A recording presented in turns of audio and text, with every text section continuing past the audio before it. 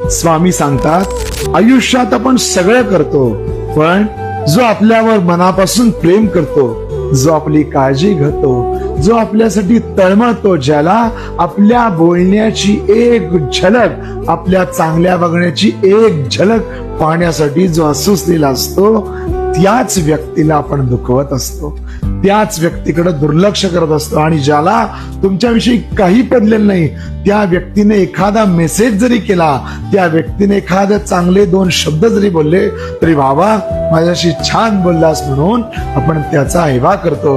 पण लक्षात घ्या मित्रांनो, आई वडील असतील, मित्र असतील, प्रियकर असतील, प्रियसी असतील, जे तुमच्यावर मनापासून जीवापाड प्रेम करतात, त्यांना जपा. कारण सगळं मिळेल, पण जीव लावणारी माणसं कधी मिळत नाहीत. जीव लावणारी माणसं कधीही मिळत नाहीत. श्री स्वामी समर्थ.